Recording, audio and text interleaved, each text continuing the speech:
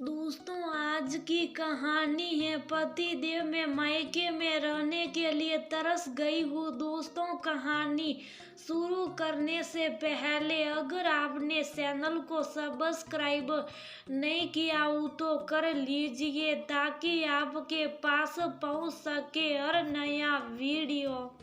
गरिमा, मनीषा जीजी का फोन आया है कि मनु की शादी में गरिमा को 8-10 दिन पहले भेज देना। ऐसा करो, तुम अपने जाने की तैयारी कर लो, मैं तुमको बस में बिठा दूंगा और वहां पर मयूर तुमको बस से उतार लेगा और मैं भी 2-3 दिन पहले से ही आने की कोशिश करूंगा।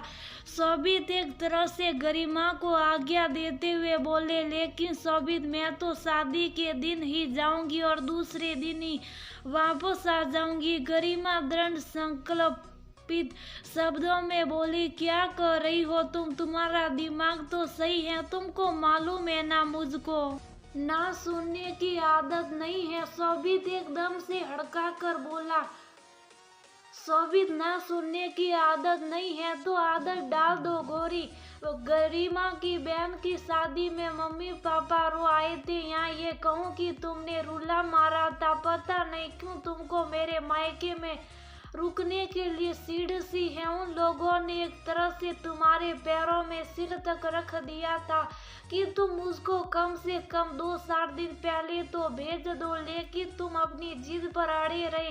पहले से नहीं भेजना था तो नहीं भेजा, और तो और शादी वाले दिन भी साथ में लेकर गए और दूसरे ही दिन साथ में लेकर चले आए, जबकि तभी पापा मम्मी ने यही कहा था कि शोभित बेटा, गरिमा की सगी बहन की शादी है, किसी गैर की नहीं। लेकिन तुमने तो कभी अपनी नाक पर जैसे मक्खी तक नहीं बैठने दी थी यार। सबसे जब से शादी हुई है तब से मायके में रहने के लिए तरस गई हूँ। गरिमा ये सब कहते कहते जैसे रो पड़ी। अभी थोड़े दिनों पहले की ही बात है। गरिमा की छोटी बहन गौरी की शादी थी और उसके मम्मी पापा ने शोभित से गरिमा को पहले से भेजने का कहकर शोभित से भी जल्दी आने को कहा था, लेकिन शोभित बहुत ऊंची नाक वाला, ना वो पहले से गया और ना ही गरिमा को भेजा। गरिमा रो रो आई और उस समय भी शोभित ने यही धमकाया था कि मुझको अपने किसी भी निर्णय में ना सुनने की आदत नहीं है। मरता क्या ना करता मध्य वर्गीय मायका आखिर किसके दम पर फूलती। उसकी बहन गौरी की शादी में दही हाल पक्ष और ननियाल पक्ष सभी से बुआ फूफा ताई ताऊ सासा सासी मौसा मौसी मामी मामे सब खूब ढेर सारे लोग आए थे। उन लोगों ने भी शोभित से गरिमा को कुछ दिनों के लिए छोड़ने की बहुत सिरोरी की, क्योंकि परिवार में गरिमा सबकी बहुत ज्यादा लाडली थी और उसका भी तो कितना ज्यादा मन था कि सब लोग कितने दिनों बाद एक साथ इकट्ठा हुए हैं तो सबके साथ बैठकर खूब मस्ती करें। लेकिन शोभित तो उनमें से हैं कि जो कह दिया सो कह दिया, लेकिन अब गरिमा को बदला लेने का मौका मिल गया।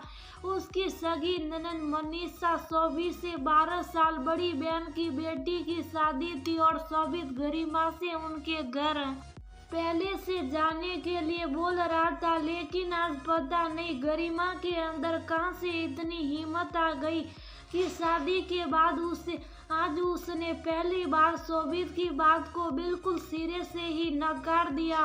तुम्हारी हिम्मत कैसे हुई गरिमा मुझको मना करने की और मुझसे इस तरह से बात करने की?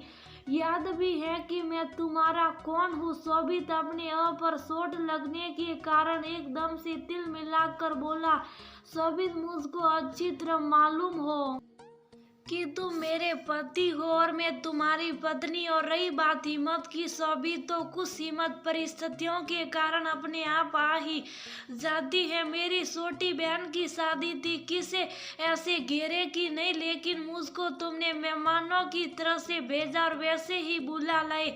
मेरी तो ना जाने कितनी ख्वाहिशें थी कि उसकी शादी की सारी तैयारियों में मैं आगे से आगे मम्मी का हाथ बढ़ाऊंगी, लेकिन तुमने तो मेरी किसी भी ख्वाहिश के बारे में सोचना ही नहीं चाहा, तो मैं भी तुम्हारी किसी ख्वाहिश को तवज्जो नहीं दे सकती। गरिमा को आज पता नहीं क्या हो गया था कि वह शोभित का गुस्सा भूल भाल कर वार पर वार किए जा रही थी, क्योंकि उस समय रह रह कर उसको अपने पापा मम्मी का शोभित के आगे गिड़गिड़ाता हुआ सिरोरी करता हुआ चेहरा याद आ रहा था, जिन्होंने गरिमा की शादी में शोभित के पैरों में सिर रख दिया था।